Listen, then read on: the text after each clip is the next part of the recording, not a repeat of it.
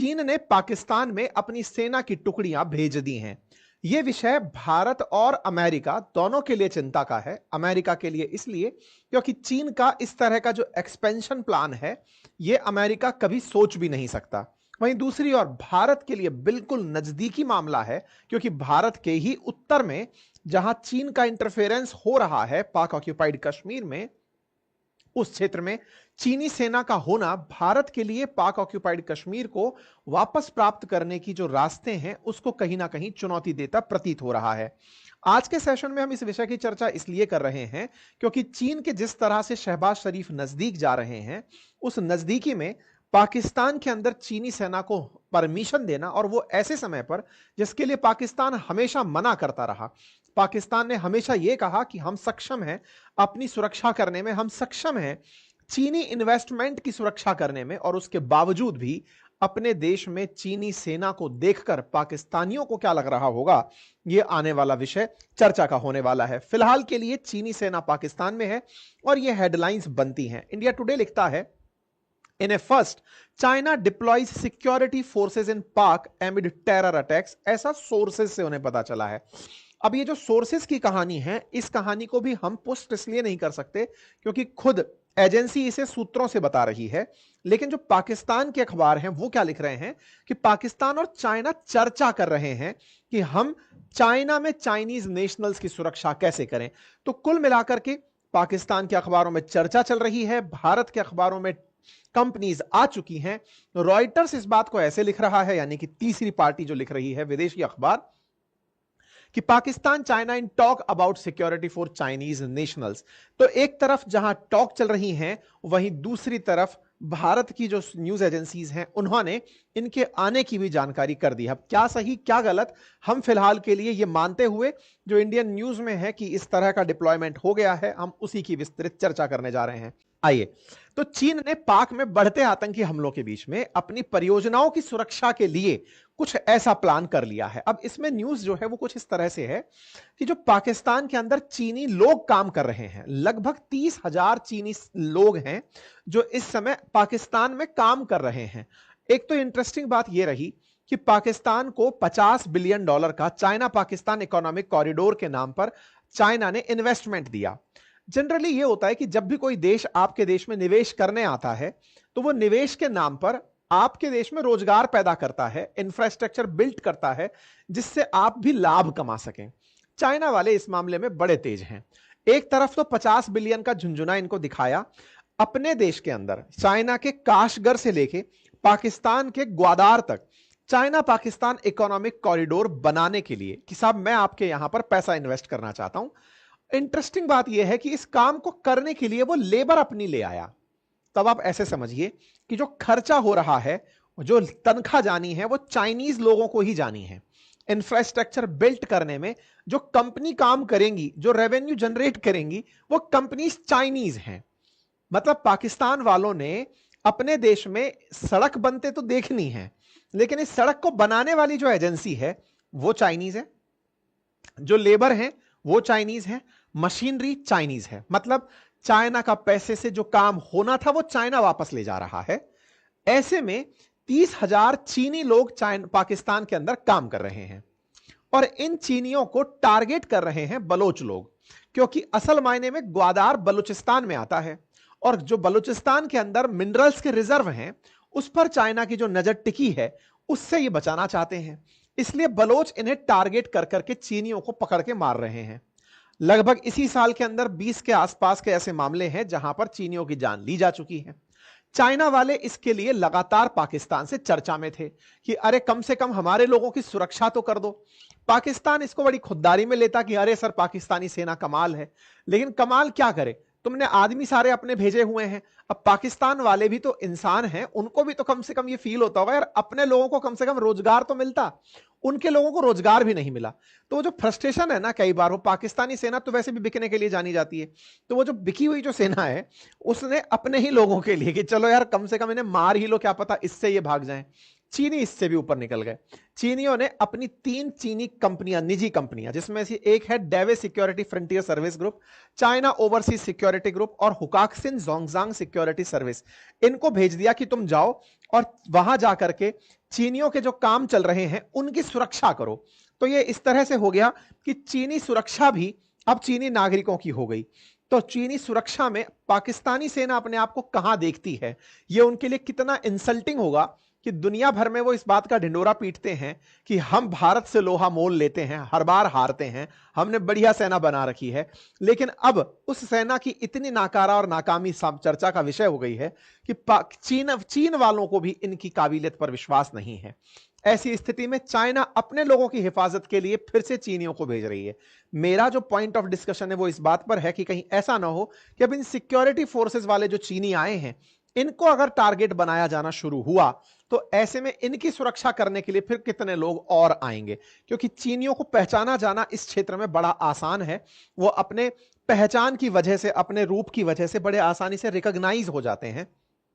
और यही कारण है कि पाकिस्तान में तो बकायदा इस तरह से मतलब नस्लीय हिंसा के लिए मुसलमानों को भी टारगेट किया जाता रहा है, जो कि मतलब मैंगलॉइड कैरेक्टर के दिखते रहे हैं। तो अब देखना होगा कि इनके इस लुक और फील की वजह से आने वाले समय में कितने चैलेंजेस होंगे। हमारी अपनी चिंताएं हैं। हमारी चिंताएं क्या हैं? तो ये जो काशगर है सिंजियांग के अंदर, पाकिस्तान, ये चाइना के अंदर, यहां से होकर जो ग्वादार तक का सीपैक बन रहा है, इस सीपैक का एक हिस्सा पीओके से होकर गुजर रहा है। भारत ने इसी कारण से चाइना के बेल्ट एंड रोड इनिशिएटिव में पार्टिसिपेट नहीं किया था कि आप अपने इस रूट को निकाल रहे हो भारत के हिस्से में से, भारत का जहां पर नियंत्रण होना चाहिए, जिस पर अभी पाकिस्तान ने कब्जा किया हुआ है। अब जब ये इस जगह से निकाल रहे हैं तो टेक्निकली भारत के एक हिस्से पर तो, यानी कि जो कश्मीर का हिस्सा है, उस कश्मीर के एक हिस्से पर तो ऑलरेडी चाइना ने 1962 में कब्जा कर रखा है। और इसके बाद में इस तरफ वाला जो क्षेत्र है जिसमें पाकिस्तान का कब्जा है, उस पाकिस्तान के कब्जे वाले क्षेत्र में ये चाइना वाले अपना निर्माण कर रहे हैं। चाइना निर्माण के नाम पर अपनी फोर्सेस को यहां ले आएगा। तो एक तरीके से एक पहले ही हमारे पास चाइना के साथ फ्रंट खुला हुआ है, अब हमारे साथ दूसरा फ्रंट भी चाइना के साथ खुल जाएगा, क्योंकि चाइना और पाकिस्तान एक दूसरे के साथ, क्योंकि पाकिस्तान के लिए तो वो जबरन कब्जे की जगह है, और जबरन कब्जे की जगह को वो चीनियों के माध्यम से अगर सुरक्षित रखता है तो उसे एक के साथ एक और मिल गया भारत के साथ लड़ने के लिए। और अगर ऐसा होता है तो भारत के लिए दो बड़े बड़े फ्रंट खुल जाते हैं युद्ध के नाम पर। अगर भारत कल को इस क्षेत्र में कोई भी सैनिक कार्यवाही करता है तो ऐसे में इस क्षेत्र के अंदर कार्यवाही करते ही ये ऑटोमेटिक इग्नाइट हो जाएगा। ये उस बम की तरह हो जाएगा जिसके अंदर तीली लगेगी, यहां से इग्नाइट होगा सब जगह से, तो सब तरफ से वार फ्रंट खुल जाएंगे, चाहे फिर पूरब हो, चाहे पश्चिम हो, चाहे उत्तर हो। और तीन तरफ से जो भारत इन दोनों दुश्मन राष्ट्रों से घिरा हुआ रहेगा, ऐसे में काफी चुनौतीपूर्ण होगा। तो ये भारत के लिए चिंता का विषय है, इस तरह से ये सब काम होते हुए देखना। खैर, पाकिस्तान की जो हालत है वो तो अपने आप में चिंता का विषय है, लेकिन भारत जो चिंता का विषय इस वजह से ले रहा है वो मैंने आपको बताया। चाइना पाकिस्तान इकोनॉमिक कॉरिडोर जो कि $50 बिलियन की लागत से बन रहा है, वो जिस क्षेत्र से होकर गुजरता है वो शिनजियांग प्रोविंस है, और उस बलूचिस्तान में पाकिस्तान के होकर के भी गुजरता है, जिसका बलोच लोगों के द्वारा काफी विरोध किया जाता रहा है। अब जो बलोच लोग हैं वो इस जगह का विरोध करते हैं, यही भारत की अब कुल मिलाकर उम्मीद भी बचे हैं। ऐसा समझिए क्यों कह रहा हूं मैं, क्योंकि बलोच के जो क्रांतिकारी हैं, जो आए दिन पाकिस्तानियों को टारगेट कर रहे हैं, फिर चाहे वो सैनिक हो, फिर चाहे चीनी इन्वेस्टमेंट हो, इन सबको इन बलोच के क्रांतिकारियों के द्वारा। अच्छा, बलोच के क्रांतिकारियों का एक बड़ा रीजन है, क्षेत्रफल के हिसाब से बलोचिस्तान पाकिस्तान का सबसे बड़ा राज्य है, नंबर एक। नंबर दूसरा, यहां पर बहुत बड़ी मात्रा में माइंस एंड मिनरल्स प्रेजेंट हैं। मतलब इस क्षेत्रफल में सबसे बड़ा क्षेत्रफल रखते हुए भी यहां पर खनिज की बहुत बड़ी बहुतायत है। कोयला, क्रोमाइट, सल्फर, मार्बल, लोहा, लाइमस्टोन यहां पर बड़ी मात्रा में पाया जाता है।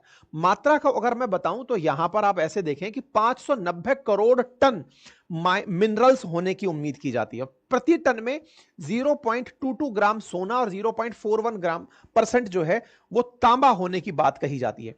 तो चीना मतलब पाकिस्तान का जो ये क्षेत्र है, इसमें बहुत बड़ी मात्रा के अंदर सोना छिपा है बलूचिस्तान के अंदर, और यहां पर लगभग 174 लाख करोड़ रुपए की अनुमानित कीमत उस सोने की मानी जाती है। ऐसे में पाकिस्तान ने जिस तरह से चाइना को अपने जगह दी है कि तुम यहां पर आओ और काम करो, ऐसे में बलूचिस्तान का यह पूरा पूरा क्षेत्र अपने आप को चीनी कंपनी बनते हुए देख रहा है, चीनी कॉलोनी बनते हुए देख रहा है कि भैया तुम यहां पर निवेश के नाम पर आओगे। और दूसरी बड़ी बात, बलोच लोगों का गुस्सा इस बात पर नहीं है कि तुम यहां पर आ रहे हो माल निकालने के लिए, दिक्कत इस बात पर है कि इस पूरे क्षेत्र को जो पैसा दिया जाता है ना पाकिस्तान के द्वारा, वो कुल मिलाकर के टोटल रेवेन्यू का 5% दिया जाता है। मतलब जितना भी पाकिस्तान अर्न करेगा उसका 5% बलूचिस्तान को दिया जाता है। तो वो लोग कहते हैं खर्च हमसे सारा ले जाते हो, 5% हम पर खर्च करते हो। तो ये एक टोटल नाइंसाफी कंसीडर की जाती है पाकिस्तानियों के द्वारा। ठीक है, अब पाकिस्तान की मजबूरी क्या है? पाकिस्तान की मजबूरी है कि चाइना के अलावा उसे कोई लोन नहीं दे रहा था। तो ऐसे में चीनी कंपनियों का राज धीरे धीरे यहां पर फैलता चला गया। अब यहां पर चीन की सेना आ जाएगी और सेना आकर के अगर वो बीएलए के साथ कन्फ्रंट करती है तो ये स्थिति पाकिस्तान की बड़ी ही चिंतनीय हो जाएगी। देखना होगा, क्योंकि लगातार चाइनीज लोगों को अटैक किया जा रहा है इन बीएलए के क्रांतिकारियों के द्वारा। ये कुछ खबरें हैं, मार्च के अंदर की खबर आप देख सकते हैं। बीएलए के द्वारा जो प्रोटेस्ट है ग्वादार पोर्ट पर जुलाई 2024 में आप देख सकते हैं। बलोच लोगों का अगस्त के अंदर जो बड़ा प्रोटेस्ट है चाइना के खिलाफ, उसे आप देख सकते हैं। और जब ये प्रोटेस्ट से नहीं मानते तो फिर चाइनीज सिटीजन्स के ऊपर हमले किए जाते हैं। ऐसे में चीनी नागरिकों पर भी हमले काफी कॉमन रहे हैं। अक्टूबर 2024 के अंदर भी बलूच लिबरेशन आर्मी के द्वारा हमला किया गया जिसमें 2 चीनी नागरिक मारे गए। कुल मिलाकर के चीनियों के मारे जाने की जो खबर है ये बड़ी खबर है। 5 चीनी नागरिक, 2 चीनी नागरिक, 2 चीनी नागरिक, कुल डेटा बताता है। चाइना इस बात को बार बार मना करता रहा है कि 20 चाइनीज जो हैं वो पाकिस्तान के अंदर मारे जा चुके हैं इस पूरे प्रोटेस्ट की वजह से। ऐसे में चाइना ना केवल इन हमलों का विरोध करता है, बल्कि इनकी सेना से यह कहता रहा है कि तुम पैसे एक्स्ट्रा ले लो लेकिन चीनियों की सुरक्षा कर दो। लेकिन पाकिस्तान की सेना पैसे लेकर के भी सुरक्षा नहीं कर रही है। तो ऐसे में अब ये अपनी सेना को यहां भेज रहे हैं। ये अचानक फैसला क्यों हुआ? क्योंकि अब तक चाइना के लोगों को पाकिस्तान के द्वारा यह मैसेज दिया जाता रहा कि सर हमने बलोच पर कंट्रोल पा लिया है। बलोच पर कंट्रोल पा लिया है, यह मैसेज इन्होंने गलत क्यों दिया? क्योंकि असल में बलोच लोग थोड़े दिन शांत हो गए थे, तालिबान के लोग चालू हो गए थे। जो टीटीपी है ना, तहरीक तालिबान जो पाकिस्तान का है, वो चालू हो गया था हमले करने के लिए। तो इनको यह लगने लगा था कि बलोच शांत हो गए, मान गए और तालिबान वाले कर रहे हैं सर, तो हम दूसरे मोर्चे पर लड़ाई लड़ रहे हैं। लेकिन तहरीक तालिबान को अफगानिस्तान के तालिबान के द्वारा सपोर्ट मिल रहा था, तो इनकी लड़ाई अफगानिस्तान पाकिस्तान में बदल गई थी। ऐसे में चाइना वाले लोगों को लगा कि शायद बलोच लोगों से ध्यान हट गया है, सब सही हो जाएगा। लेकिन बलोच लोगों ने एक जबरदस्त धमाका कर दिया। उन्होंने ट्रेन ही हाईजैक कर ली और ट्रेन हाईजैक करके बड़ी संख्या में पाकिस्तानियों को और पाकिस्तानी सेना के जो जवान हैं उनको मौत के घाट उतार दिया। ऐसे में चीनियों की चिंता और बढ़ गई कि यार अभी तो हम सोच रहे थे कि ये शांत हो गए, लेकिन ये तो बैक टू बैक बस को, ट्रेन को, सबको हाईजैक कर रहे हैं और धमाके कर रहे हैं। ऐसे में आनन फानन में इन लोगों ने चाइना की तरफ से फोर्सेस को इस जगह भेज दिया। खैर, अब जब ये यहां पर आ गए हैं तो आने वाला समय क्या होगा ये तो देखना होगा। लेकिन फिलहाल के लिए पाकिस्तान के अंदर चीनियों का आना हमारे लिए एक बड़ी चिंता बना हुआ है। हमारी चिंता क्यों बना हुआ है? क्योंकि अल्टीमेटली हमारे लिए पीओके बहुत महत्वपूर्ण है। हम पीओके को ही अब अगला टारगेट मानकर चल रहे हैं कि उसे भारत के साथ आना है। भारत के कई मंत्रियों के बयान भी आपने ऐसे सुने होंगे कि पीओके स्वतः ही आ जाएगा। आजकल जब कश्मीर का मामला रिजॉल्व हुआ है उसके बाद में अब पीओके की बातें होने लगी हैं। तो ऐसे में पीओके के आने में चीनी सेना का वहां होना हमारे लिए एक फ्रंट और वॉर का ओपन कर सकता है। देखना होगा कि भारत इस बात को कैसे हैंडल करता है। फिलहाल के लिए इतना ही। बाकी आप इस विषय पर क्या सोचते हैं, अपनी राय जरूर रखें।